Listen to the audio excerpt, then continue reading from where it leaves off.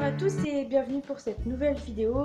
Donc comme je viens de le dire sur Facebook, j'ai encore pris du retard dans le tournage des vidéos. Donc je vais vous faire un update encore une fois des 10 dernières lectures parce que sinon ça va prendre trop de retard et j'en ai un petit peu marre de ce retard. Donc on va commencer tout de suite pour éviter que ça ne dure trop longtemps. Alors j'ai commencé ce mois d'avril avec le premier tome de Télucidar de Jean-Luc Marcastel aux éditions Scrinéo.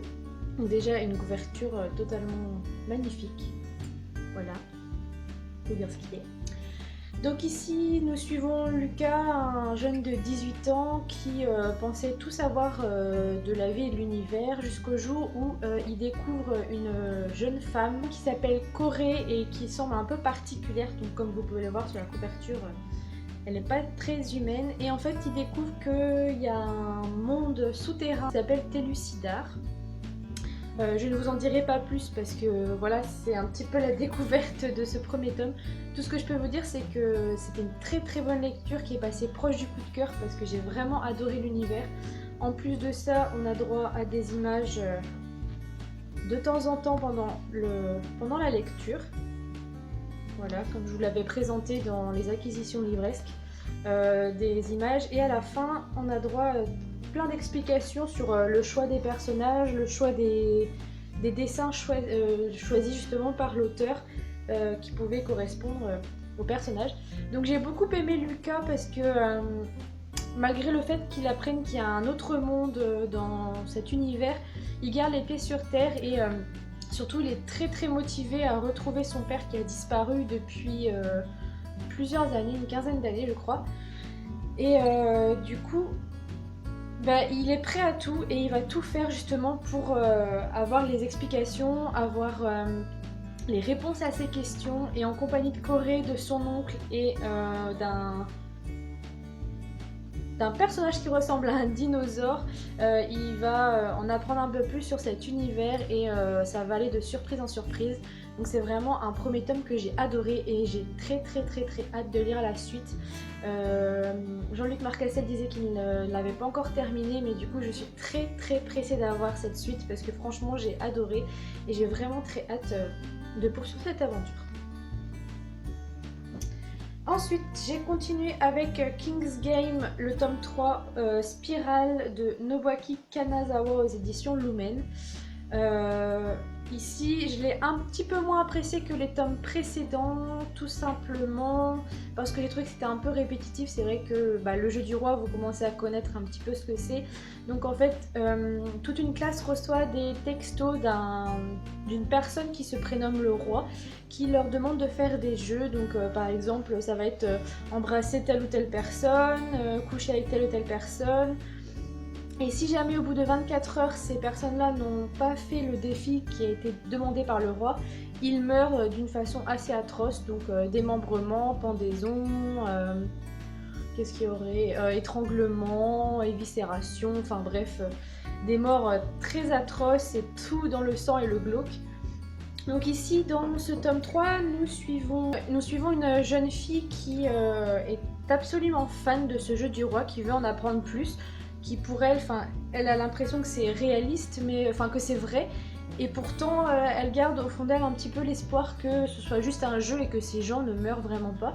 Donc elle va retourner sur les traces de Natsuko Honda, une jeune fille qui a fait partie justement du jeu du roi, et elle va tomber sur son journal intime entre guillemets où elle explique ce qui s'est réellement passé pendant son jeu du roi.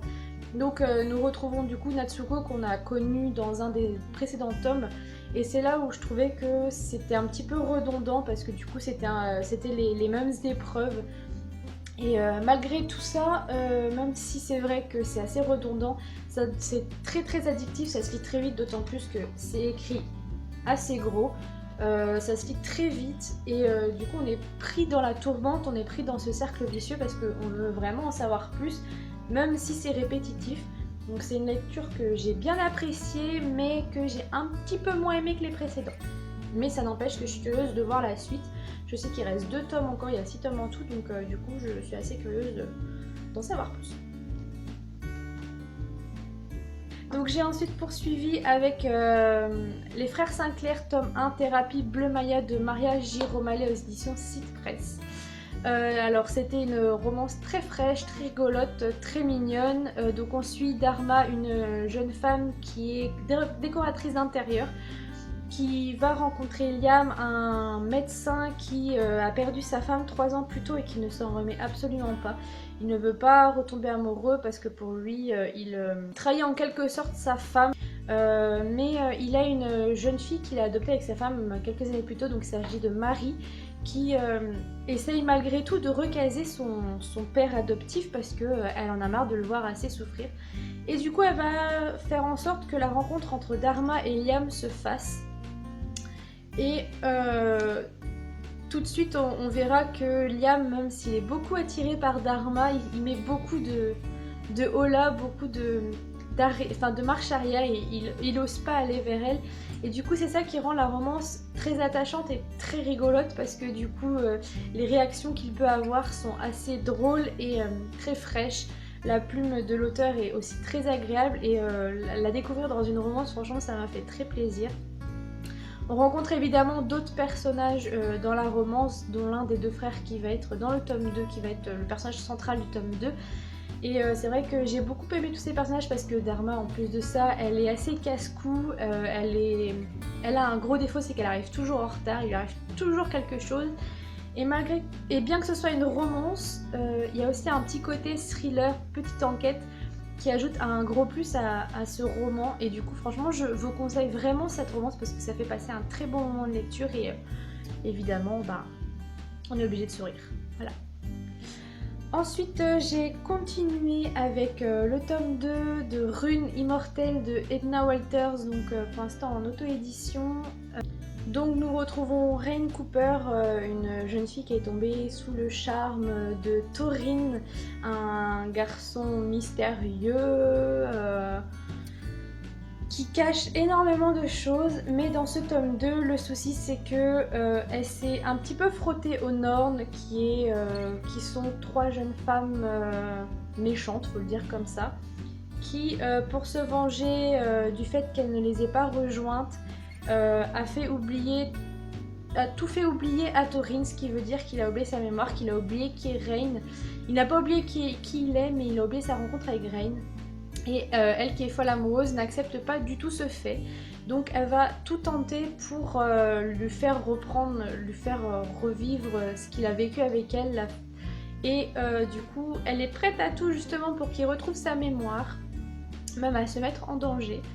À côté de ça, on en apprend un peu plus sur Eric, son meilleur ami, qui cache aussi bien des choses, même si j'avoue que j'avais deviné la plupart dans le tome 1 déjà. Et j'ai pas trop envie de vous en dire parce que il y a vraiment encore beaucoup de révélations dans ce tome 2. Mais tout ce que je peux vous dire, c'est que encore une fois, l'auteur a réussi à me surprendre. J'ai dévoré ce roman de A à Z parce que j'ai vraiment tout adoré. La plume de l'auteur, les actions, le suspense, l'intrigue qui prend une place encore plus grande, qui dévoile encore plus de choses. Et franchement, c'est en plus d'une couverture magnifique. On a le droit à une histoire vraiment géniale et j'ai qu'une hâte, c'est de vraiment lire le tome 3 pour voir ce que l'auteur nous réserve de plus. Mais tout ce que je peux vous conseiller, c'est de commencer cette série parce que c'est vrai que, comme je disais au début, le tome 1 ressemble à The Mortal Instruments, mais je peux vous dire que les légendes qui sont décrites dans ce roman n'ont plus rien à voir avec les chasseurs d'ombres qu'on croise dans The Mortal Instruments. Et franchement, j'étais rassurée et ça évolue encore plus dans le tome 2, donc vraiment c'est une lecture que je vous conseille très vite. Voilà. Ensuite, je me suis fait un petit marathon Samantha Bailey, donc j'ai commencé par À pile ou face aux éditions Rajo Collection Thriller. Donc ici, nous suivons Emma, une jeune fille qui est touchée par la mort de son frère qui a eu un accident de voiture quelques mois ou années plus tôt. Un an plus tôt, je crois que c'est ça. Mais pour elle, ce n'est pas un accident banal. Pour elle, il a été tué. Et donc, elle va essayer de mener son enquête jusqu'au jour où elle va recevoir un mail de son frère 1 an plus tard. Elle ne comprend pas ce qui se passe parce qu'évidemment, son frère est mort, donc il n'a pas pu lui envoyer de mail. Et dans ce mail, elle va découvrir quelque chose. Je ne vais pas vous dire plus parce que le résumé n'en dit pas plus. Mais ça a un rapport avec le fait qu'on puisse prévoir l'avenir, entre guillemets. Et donc du coup, elle va se retrouver dans une spirale assez compliquée parce qu'elle va mener sa propre enquête. Mais un événement va se produire dans son lycée qui va la mener sur des révélations auxquelles elle ne s'attendait pas. Donc j'ai bien aimé ce thriller, c'est vrai qu'il se lit très très vite. La plume de Samantha Bailey est toujours aussi agréable à découvrir. Et j'ai bien aimé le personnage d'Emma parce que elle veut savoir ce qui est arrivé à son frère, même si ça reste un accident de voiture, même si pour elle, elle voit vraiment autre chose qu'un accident de voiture. Et c'est vrai que c'était une lecture très agréable. C'est pas le meilleur livre que j'ai eu de l'auteur évidemment, mais j'ai quand même passé un très bon moment avec Emma, d'autant plus que l'auteur, même si le roman est assez court, donc il fait à peine 300 pages, elle arrive à mettre assez de suspense et à nous, comment dire, nous faire douter de tous les personnages, et c'est vraiment très bien mené parce que du coup moi j'ai douté de tout le monde évidemment. Je me suis fait mes propres idées alors qu'en fait j'étais complètement à côté de la plaque. Donc du coup voilà, c'était vraiment une très très bonne lecture. Ensuite j'ai poursuivi donc, comme je vous le disais tout à l'heure, avec toujours Samantha Bailey avec le tome 2 de Souvenirs perdus, Cendres, aux éditions Syros. Donc toujours une couverture très très jolie. J'avoue que j'avais pas mal oublié ce qui s'était passé dans le premier tome, donc du coup j'étais un petit peu perdue quand je l'ai commencé, je ne savais plus trop ce qui s'était passé. Mais ce qui est bien, c'est qu'au début elle fait un petit résumé justement de ce qui s'est passé dans le premier tome qui nous permet à peu près de se rappeler des événements précédents. Donc ici nous retrouvons Nell et Sillon qui ont été séparés d'Isil, et Sillon cherche à tout prix à retrouver Isil. Il a un petit peu craqué sur elle, il faut dire, et le fait qu'elle ait été enlevée le pousse justement à vouloir la retrouver pour la sauver. Tandis que Nell, elle est un petit peu exclue du groupe dans le sens où elle veut pas forcément retrouver Isil. Elle, tout ce qu'elle veut, c'est retourner sur son île à Anfenia pour expliquer aux autres que finalement la barrière qui les empêchait d'aller sur les autres îles est en fait détruite depuis bien des années. Et de son côté, Isil, elle, souhaite rencontrer la Lueur, un personnage qui semble beaucoup la connaître et qui semble en savoir plus qu'elle ne le pense, étant donné qu'elle a oublié tous ses souvenirs, donc elle est arrivée amnésique sur une île. Et donc elle veut en savoir plus sur elle, et elle pense que la Lueur peut justement l'aider à retrouver sa mémoire. Voilà, je vais pas vous en dire plus parce que même dans ce tome 2 aussi, on en apprend quand même pas mal.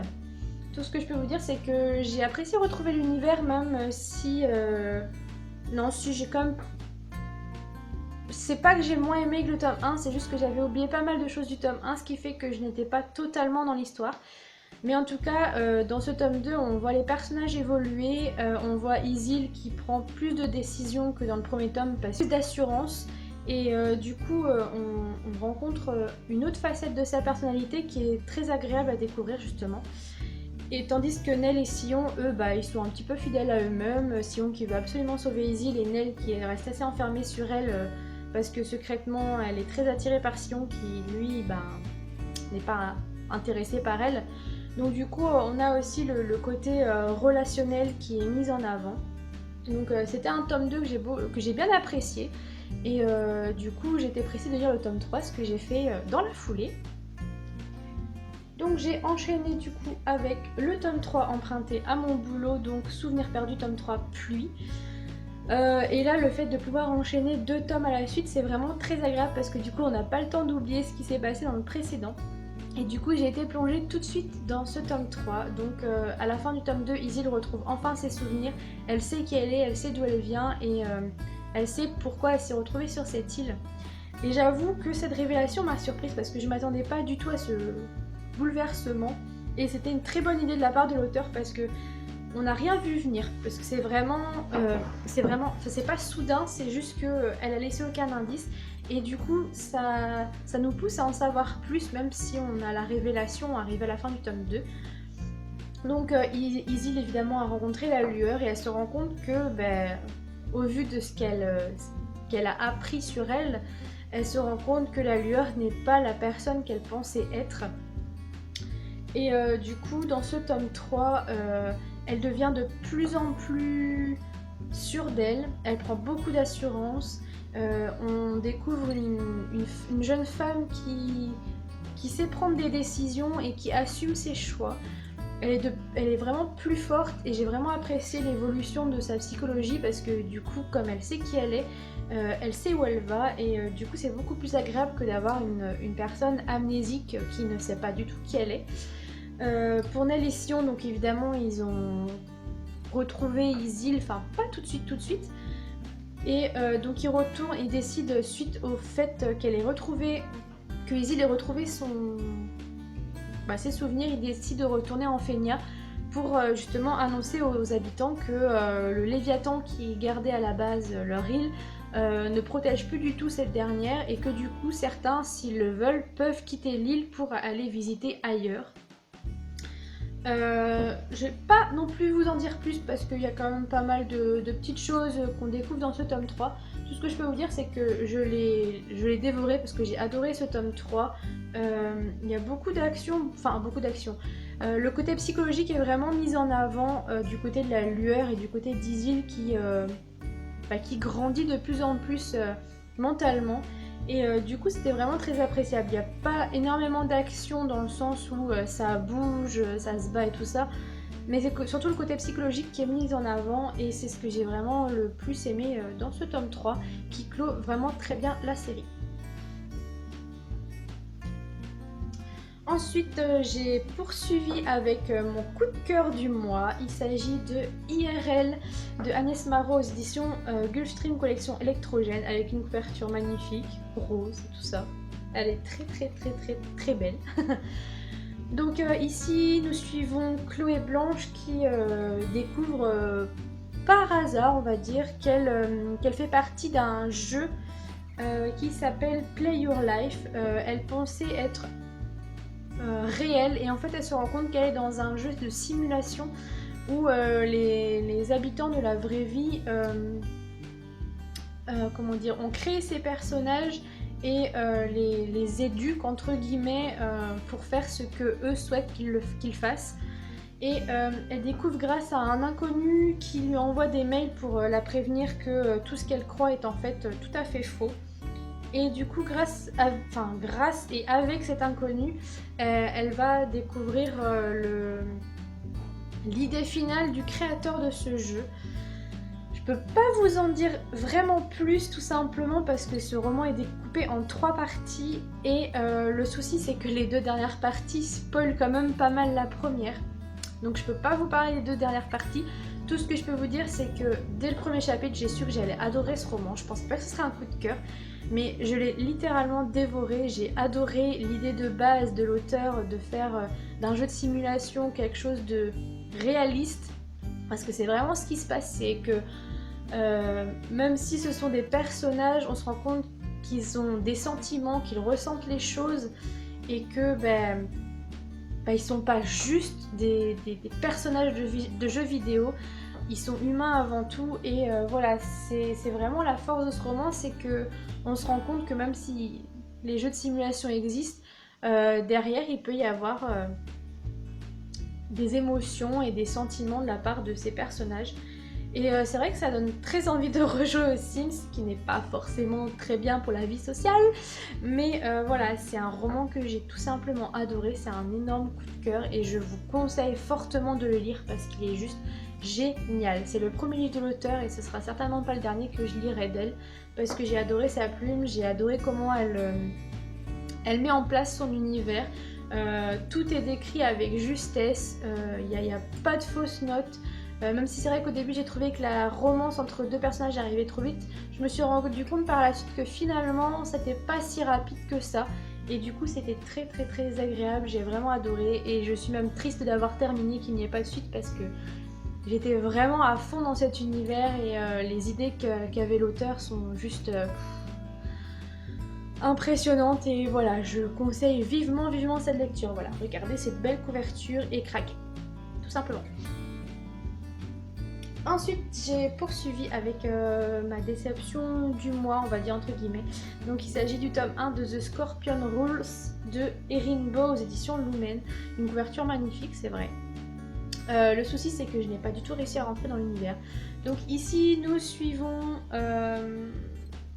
Greta Stewart, qui est duchesse de Halifax et princesse de la Confédération Pampolaire, mais aussi otage. En fait, l'histoire, c'est que chaque enfant né de la haute société se voit contraint à l'âge de 5 ans de rejoindre une sorte d'orphelinat qui va les éduquer. Donc c'est le préceptorat qui se charge de l'éducation des enfants.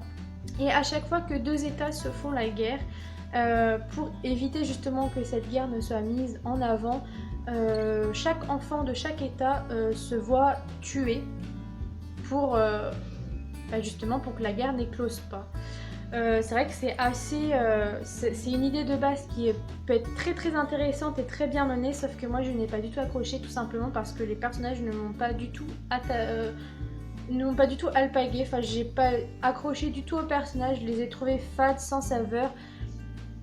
C'est vrai qu'ils sont endoctrinés par le préceptorat, mais ça manquait vraiment de sentiments et d'émotions. Voilà, ils sont endoctrinés certes, mais justement de ce fait-là, ils n'ont voix à aucun chapitre, ils n'ont pas le droit de prendre de décision, ils n'ont pas le droit de parler en mal du préceptorat ou de la loi qui sévit sur cet état, sur ce pays. Parce que Thalys, comment vous dire, en fait, suite à la Troisième Guerre mondiale qui a sévi justement dans ce pays, les humains ont décidé de mettre en œuvre des intelligences artificielles, donc des IA, qui remplaceraient les humains, qui seraient dépourvus de sentiments. Et de ces IA est né Thalys, un homme qui finalement ressent quelques émotions et a pris le pouvoir justement sur ce gouvernement et qui a mis en place ses lois avec le préceptorat, avec l'éducation des jeunes de la haute société. Et du coup, quand on va à l'encontre de ce qu'il veut, il n'hésite pas à faire souffrir ses enfants qui, eux, n'ont rien demandé, ils sont juste nés et qui n'ont rien demandé, tout simplement. Et le jour où Elian, un jeune homme plutôt, arrive, donc il arrive évidemment plusieurs années après ceux qui sont déjà là, donc il a 17 ans ou 16 ans je crois, donc du coup le fait qu'il arrive va tout bouleverser parce qu'il n'a pas été endoctriné justement par le préceptorat, il n'a pas été élevé comme tel et il arrive beaucoup plus tard, ce qui veut dire qu'il a déjà bien ses idées en tête, qu'il est contre ce gouvernement et il va essayer de le montrer. Sauf que évidemment les sanctions sont assez terribles pour lui. C'est vrai que j'ai eu beaucoup pitié de lui parce que lui il a des sentiments et on s'attache à lui. Tandis que les autres, j'ai vraiment pas du tout accroché. J'ai malgré tout lu le livre en entier parce que voilà, c'est quand même assez prenant, on a envie de savoir la suite. Mais honnêtement, je ne sais même pas si je lirai le dernier tome parce que j'ai pas accroché à l'univers malheureusement. J'ai trouvé que c'était arrivé trop rapidement et je crois que le pire ça a été la romance qu'il y a dans cette série. J'ai trouvé totalement inutile, voilà, autant le dire. J'ai trouvé que c'était arrivé comme un cheveu sur la soupe, c'était trop rapide. Elle n'avait pas lieu d'être, l'amitié était déjà très belle à la base et voilà, un garçon arrive et hop, il y a une romance, je ne vous en dirai pas plus, mais j'ai trouvé ça trop facile, voilà, tout simplement. Et j'ai vraiment pas aimé, d'autant plus que le choix de Greta à la fin du roman, tout comme la romance, est arrivé trop rapidement, on ne sait pas d'où l'idée lui vient. Et voilà, j'étais assez déçue du coup de ce roman et pour moi ça l'a pas fait, tout simplement. Et donc le dernier livre que j'ai lu parmi ces 10 premières lectures, il s'agit de Comme un poison entre nous de Monica Ratazzi aux éditions Scrinéo. C'est pas vraiment mon genre de lecture, mais le résumé m'a tout de suite interpellée et je me suis dit après tout pourquoi pas le tenter. Donc ici nous suivons Julie, une femme qui voit son couple péricliter au fur et à mesure des semaines, des mois, des années, jusqu'au jour où un garçon s'installe avec sa mère de l'autre côté de la rue et qui décide comme ça du jour au lendemain que son mari va devenir en fait son père adoptif parce que son père n'est pas du tout dans sa vie et il est prêt à tout pour faire comprendre que lui aussi il a droit à un père et que justement le mari de Julie sera celui-ci. Il est très encombrant, il est très spécial, on voit la méchanceté à travers lui, c'est vraiment un adolescent assez difficile à cerner et qu'on arrive à détester dès le début du roman. C'est très psychologique, c'est très glauque, c'est un peu un cercle vicieux, un cercle fermé. C'est une espèce de lieu clos, donc on suit vraiment Julie sur ses pensées et sur ce qu'elle vit en ce moment avec son mari. Et son mari, lui, il est plutôt touché du fait que ce gamin veuille faire de lui son père, même s'il ne le voit pas comme ça, il le voit plus comme un voisin, comme un ami, etc. Et au fil du temps, on voit que ce gamin prend plus de place que ses propres filles qui demandent juste de l'attention de leur papa, qui est souvent absent du fait de son métier. Et du coup, Julie essaie de faire comprendre ça à son mari, mais lui non, c'est juste un voisin. Il comprend pas pourquoi Julie réagit comme ça, parce que c'est juste un enfant qui a besoin de présence paternelle et maternelle, et du coup, pour lui, il est pas méchant, il a pas d'idée derrière la tête. Et du coup, voilà, c'est un simple voisin. Sauf que plus on avance dans le roman et plus on se rend compte de la méchanceté de ce garçon qui est prêt à tout, qui montre bien à Julie qu'elle est totalement exclue de sa vie, qu'il arrivera à avoir son mari en tant que père. Donc ça parle aussi du harcèlement, il y a divers sujets dans ce roman et honnêtement c'est vrai que j'étais bouleversée par ce livre, mais j'ai été aussi très gênée à la lecture. J'ai cru que j'allais pas arriver jusqu'au bout et le truc qui s'est passé, c'est qu'en fait je n'ai pas réussi à le lâcher une seule fois. Je l'ai lu en une seule nuit parce que j'étais tellement dedans que je n'arrivais pas à le lâcher. Tellement c'était très prenant, très angoissant parce qu'on voulait vraiment savoir la finalité de l'histoire et plus on avançait et à chaque fois que les filles voulaient parler à leur mère de ce qui se passait, il y avait toujours un événement qui venait tout bouleverser et qui me remettait à plus tard les explications. Ce qui faisait que c'était un engrenage infernal qui prenait une sacrée ampleur justement. Et du coup, nous de notre côté en tant que lecteurs, on était là, mais non, il faut que tu prennes le temps avec tes filles, il faut... Enfin... Et franchement, c'est un livre qui m'a dérangée pendant la lecture, mais qui est aussi très addictif et que je vous conseille parce que franchement, c'est une lecture très particulière. J'en suis encore toute chamboulée rien que d'en parler parce que vraiment, j'ai mis du temps à m'en remettre. Quand je me suis couchée, j'étais là, c'est pas possible, c'est vraiment très bien écrit. L'auteur parle très bien des soucis qui se passent, des soucis familiaux qui se passent, qu'on ne voit pas de l'extérieur et qui se passent vraiment entre les couples et entre les familles. Et franchement, c'est tout simplement un livre que je vous conseille parce que voilà, il m'a totalement chamboulée. Et donc cette vidéo est terminée. J'ai essayé de faire au plus rapide par rapport à la dernière fois et je pense que j'y suis pas mal arrivée. Il y aura certainement des passages de coupés, donc ça va ralentir un petit peu la vidéo, ça sera pas mal. Donc je vous dis à très vite pour une nouvelle vidéo. Normalement ce sera un tag ou alors si un update de lecture si je termine ma 5e lecture en cours. Mais sur ce, je vous fais plein de gros bisous. N'hésitez pas à commenter, à me dire lesquels livres vous intéressent, ceux que vous avez lus, aimés, pas aimés. Et si je vous ai donné envie d'en lire certains. Voilà, donc je vous fais plein de gros bisous et je vous dis à très vite pour une nouvelle vidéo. Bye!